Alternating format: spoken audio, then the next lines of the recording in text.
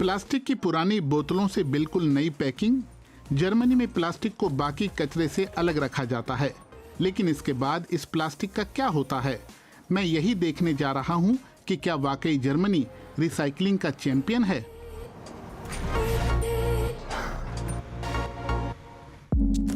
कुछ हो न हो, लेकिन प्लास्टिक का कचरा पैदा करने में तो जर्मनी जरूर चैंपियन है।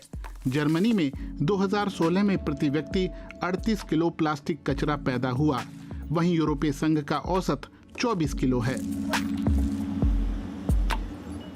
ये भारत और इंडोनेशिया से कहीं ज्यादा है, क्योंकि प्रति व्यक्ति भारत में 11 किलो और इंडोनेशिया में 17 किलो प्लास्टिक कचरा पैदा होता है। इसे ठीक से समझने के लिए मैं कचरा उठाने वाला बन रहा हूँ। इसका मतलब है कि सुबह 5:30 बजे काम शुरू। कपड़े भी बदलने होंगे, नारंगी रंग के कपड़े पहनने होंगे। मुझे आज आपकी जरूरत है। मेरी जरूरत? चिंता मत करिए, सब ठीक होगा।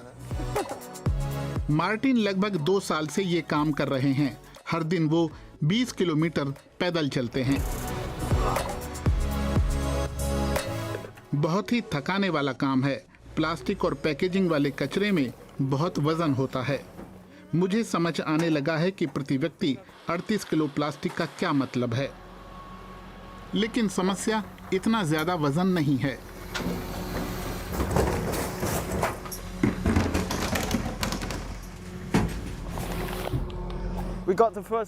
हमें गलत जगह पर रखा हुआ पहला आइटम मिला है, तो हम इसे यहीं छोड़कर जा रहे हैं।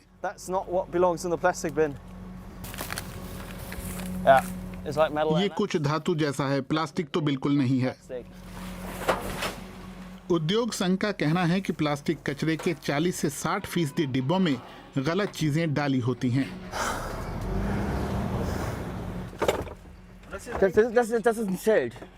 टेंट है, एक शेल्फ, कारपेट और ड्राइंग रैक। तो चलो रेड स्टिकर लगाओ। इसका मतलब है कि गलत डिब्बे में कचरा डाला है। घर का दूसरा कचरा है जिसे प्लास्टिक रिसाइकलिंग बिन में नहीं डालना चाहिए, इसलिए हम इसे लेकर नहीं जाएंगे। कचरे का वजन घट नहीं रहा है। अभी सिर्फ 2 घंटे हुए हैं और मैं थक कर चूर हो गया हूँ। मार्टिन ने बताया कि वो अकेले ये काम किया करते थे। अविश्वसनीय। फिर प्लास्टिक कचरा इतना बढ़ गया कि ये एक इंसान के बस की बात नहीं रही। 8 घंटे तक कचरा उठाने के बाद हम वापस वहीं आ गए हैं जहां से चले थे। पता नहीं इसमें कुल कितना कचरा होगा। अब इसे उतारना है।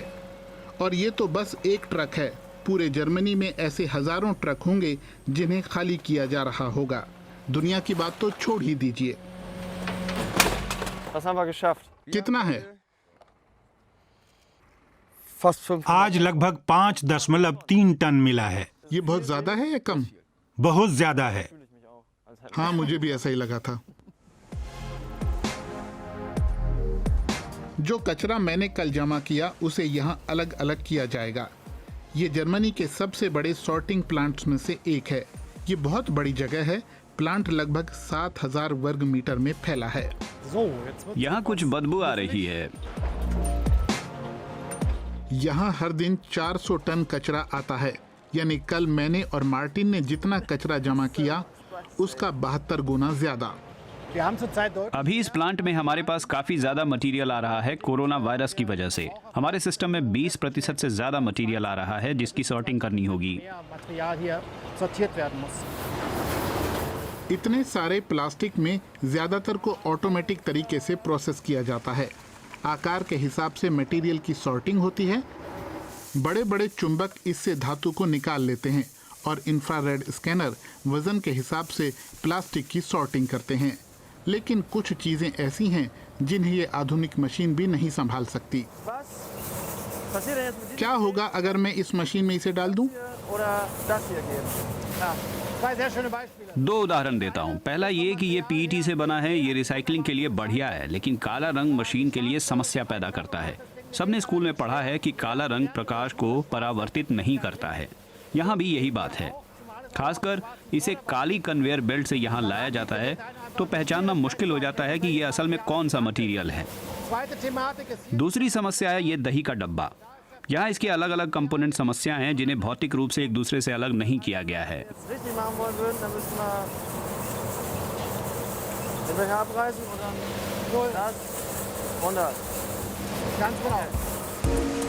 तो इन दोनों को अलग अलग करिए और फिर ये आराम से रिसाइकल हो जाएंगे। एक और समस्या है विभिन्न परतों वाली प्लास्टिक, जैसे यहाँ मेरी चीज़ पैकिंग। इसमें लगभग 15 परतें हैं और अब उन्हें अलग नहीं किया जा सकता। आप सिर्फ उन्हें छोटे छोटे हिस्सों में काटकर जला सकते हैं, लेकिन इससे पर्यावरण में जहरीले तत्व आएंगे। उपभोक्ताओं के प्लास्टिक कचरे में से 60% को जलाया जाता है।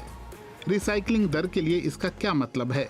आधिकारिक आंकड़ा है 38%, लेकिन इसमें वो सब कुछ शामिल है जिसे रिसाइकलिंग डिपो में भेजा जाता है, यहाँ तक कि वो कचरा भी जिसे हम दूसरे देशों में भेजते हैं। जर्मनी अब भी अपना 10 लाख टन से ज़्यादा प्लास्टिक कचरा बाहर भेजता है। ऐसा करने वाला जर्मनी दुनिया का तीसरा सबसे बड़ा देश है।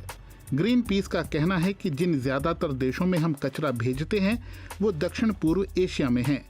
लेकिन ये भी सही है कि ये सारा कचरा लैंडफिल में नहीं जा रहा है। ऐसा ना हो इसके लिए कुछ कंपनियां रिसाइकल हुई प्लास्टिक से नए सामान बना रही हैं। यहाँ उत्तरी जर्मनी में यह प्लास्टिक उत्पादन बनाने वाली कंपनी पोयपलमन है। ये कंपनी गमला बनाती है। देश के सिर्फ 16% प्लास्टिक कचरे से नए उत्पाद बनाए जाते हैं। हम प्लास्टिक जमा करने में वर्ल्ड चैंपियन हैं। शायद प्रोसेसिंग उतनी ज्यादा नहीं होती, लेकिन बात जब इसे नए उत्पादों में बदलने की आती है तो दर अब भी कम है, जबकि संभावनाएं काफी हैं। इस कम दर की एक वजह यह है कि प्लास्टिक को रिसाइकल करना महंगा है। 1 टन नए प्लास्टिक को रिसाइकल करने में 230 यूरो खर्च होते हैं। जितनी बार प्लास्टिक रिसाइकल होती है उसकी गुणवत्ता उतनी ही कम होती जाती है। वो जल्दी फटने लगती है, गर्मी कम सहन करती है। यहाँ तक कि प्लास्टिक को अलग अलग करने और उसे धोने में भी बहुत ऊर्जा खर्च होती है। आप दोबारा प्लास्टिक को 100% शुद्ध नहीं बना सकते और ऐसे उत्पादों का बाजार भी बहुत छोटा है। पोयपलमन 3 साल से इस काम में लगी है, लेकिन अभी तक कंपनी मुनाफा कमाने की हालत में नहीं पहुंची है। तो ये बात पूरी तरह से सही नहीं है कि जर्मनी रिसाइकलिंग में चैंपियन है। बेशक यहाँ बहुत सारा प्लास्टिक कचरा जमा किया जाता है, लेकिन उसमें से सिर्फ 16% से ही नए उत्पाद बनाए जाते हैं।